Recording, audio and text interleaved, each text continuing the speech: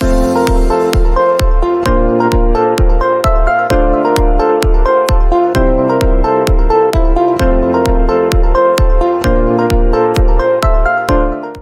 morning, good afternoon, good evening.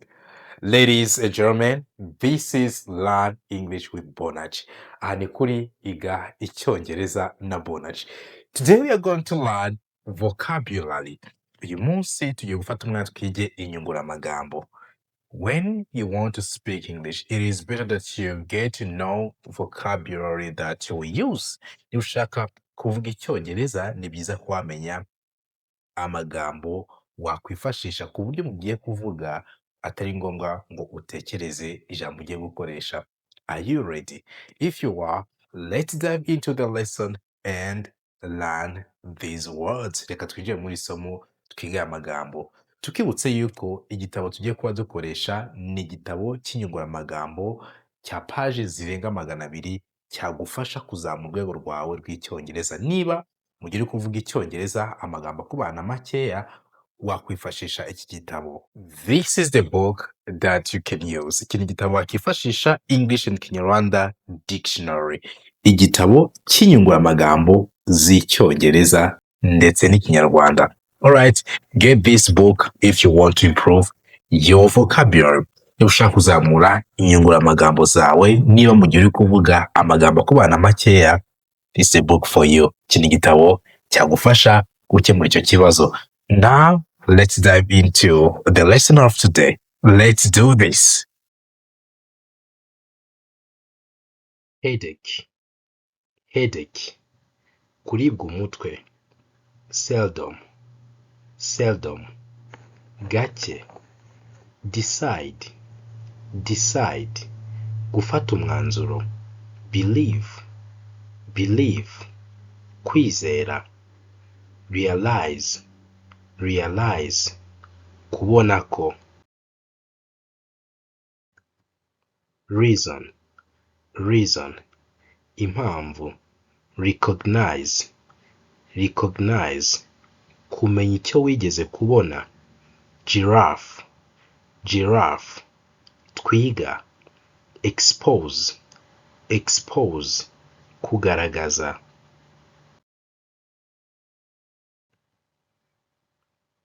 Pregnant, pregnant, gutwita. Wrist, wrist, ubujana. Wrap, wrap, kuzingira.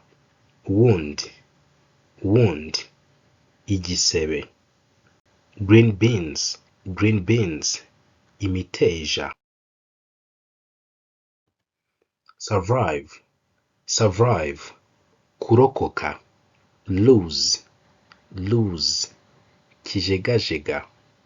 Doyle, doyle, napelo. Christmas, Christmas, Noheri. Pad, pad, kotegisi.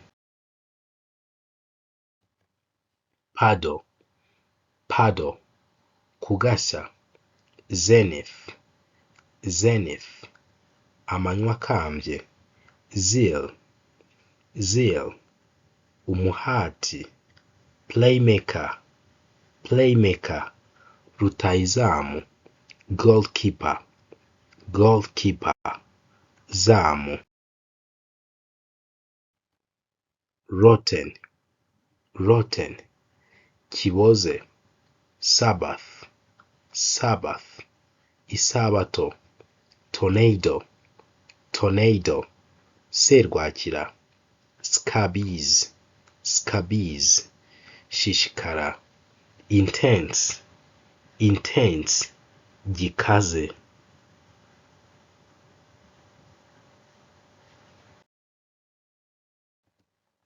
Sometimes, sometimes, rimwe na rimwe. Thin, thin, kinanutse. Enough, enough, bihagije. Fruits, fruits, imbuto. Lado, lado, rushe. Reply, reply, gusubiza, goodness, goodness, ineza, voice, voice, ijwi, echo, echo, nyiramubande, slice, slice, gukatagura.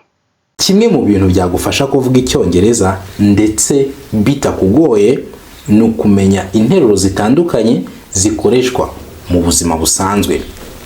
Iki gitabo kirimo interuro 5,000 zisobanuye mu Kinyarwanda, hakabamo n'ibibazo ndetse n'ibisubizo by'ibyo bibazo, ku buryo mu gihe umuntu akubajije ikibazo ushobora kuba wasubiza nta kibazo, cyangwa se mu gihe ukeneye kuba wabaza ushobora kuba wabaza icyo ushaka kubaza. Ikindi harimo interuro ku ngingo zigiye zitandukanye, ku buryo kugira iki gitabo byagufasha mu cyongereza cyawe cyo kuvuga. Niba mu gihe uri kuvuga amagambo akubana makeya, this is a book for you. Iki ni igitabo cyagufasha. Iki gitabo kigambiriye kuzamura inyunguramagambo zawe z'icyongereza. Harimo amagambo asobanuye English and Kinyarwanda Dictionary, inkoranyamagambo y'icyongereza ndetse n'ikinyarwanda. Rero niba ushaka kuzamura urwego rwawe rw'inyunguramagambo, this is a book that you need. More than 200 pages, pages zirenga 200 z'amagambo y'icyongereza asobanuye mu Kinyarwanda.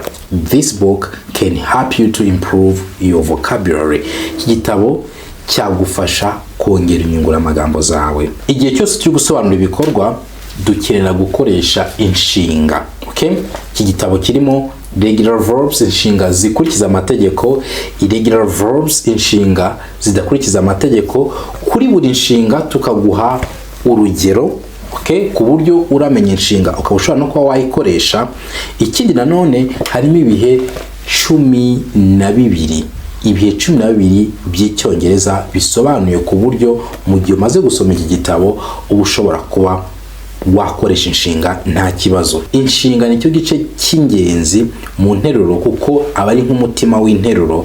Rero mu gihe ugiye gusobanura ibikorwa ukora, ibikorwa uzakora, ibikorwa uri gukora, icyo gihe uzakenera iki gitabo kugira ngo kibe cyagufasha ukemura ibyo. If you want to work on your spoken English, niba ushaka kuzamura icyongereza cyawe cyo kuvuga, this is a dialogue book. Iki ni igitabo kirimo ibiganiro by'icyongereza ndetse bisobanuye mu Kinyarwanda. Ndetse harimo na irregular verbs, harimo phrasal verbs. This is a book that you need if your purpose is only speaking. Niba kumva icyongereza ubasha ko wacyumva, ariko kuvuga wajya kuvuga interuro ugiye gukoresha kumva ntabwo ziri kuza neza, ufashe igitabo ukagisoma rimwe, inshuro 2, ukabirangiza, ukakinyuramo, ukakirangiza, ukongera ukagisubiramo. Icyo gihe you can speak English with this book. Ni ufata igitabo ukagisoma, warangiza kugisoma ukihatira no kumva icyongereza cyane. Ibyo bikoze, you are good to go. Biba birangiye, icyongereza watangira kukivuga ndetse nta kibazo. And finally, this is a book, kana gatabo gatoya gahuriza hamwe ibikomoka muri bya bitabo byose nagiye nkwereka, akaba kanagura make 18,000. Rero nako ugakeneye, we can help you to get it, kuko hari abagenda batubwira yuko bakeneye ibitabo by'amafaranga makeya. We prepared this book for you. So if you need either one of our books, waduvugisha kuri 0782293112 cyangwa se 0728034227. Curtain, curtain, irido. Candy, candy, bombo. Darling, darling, umukundwa. Lice, lice, inda. Bedbug, bedbug, igiheri. Damage, damage, kwangiriza. Ring, gutelefona. Sky, sky, ikirere. inheritance, inheritance, umurage, inherit, inherit, kuraga, ali, ali, kare kare, delicious, delicious, kiryose, dedicate, dedicate, gutura, cloud, cloud, ibicu, fall, fall, kugwa, hurry, hurry, vuba, reach, reach, kugera, rhino, rhino, imvubu, desk, desk, pupitre, powder, powder, pudere,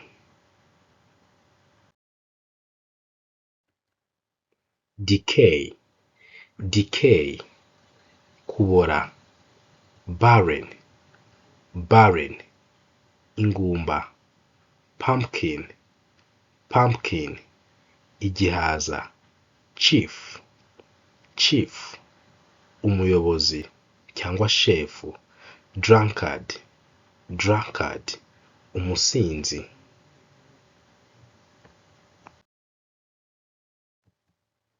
sugarcane, sugarcane, igisheke, to be tired, to be tired, kunanirwa, to be scared, to be scared, gutinya, chew, chew, gukanja cyangwa guhekenya, useless, useless, kidafite umumaro,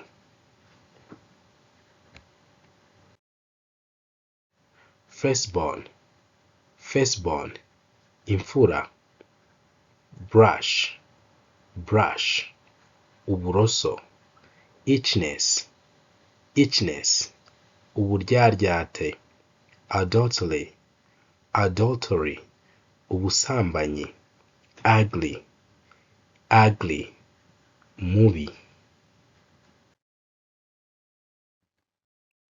vagina, vagina, munsi y'umukondo, polygamy, polygamy, ubuharike, beard, beard, ubwanwa, betray, betray, kugambana, witchcraft, witchcraft, ubupfumu,